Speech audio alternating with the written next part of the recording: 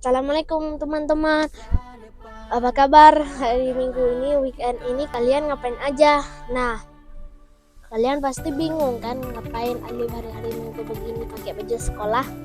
Nah, jawabannya adalah hari ini Alif mau ikut lomba Olimpiade IPA atau OSN di UIN Araniri.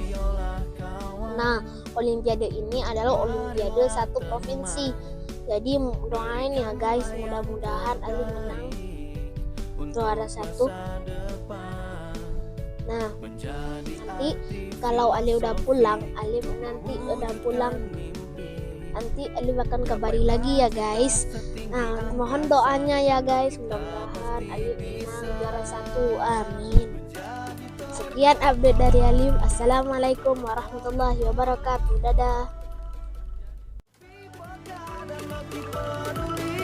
Menjadi solusi. Yuk, ayo, kita gapai bersama. Yuk, ayo, wujudkan mimpi kita.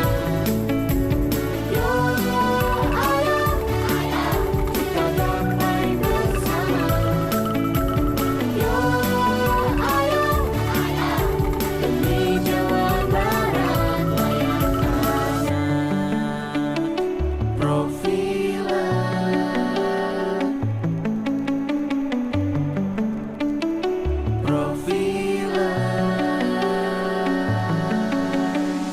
Forum Anak Jawa Barat. Lebih peka, lebih peduli, jadi solusi.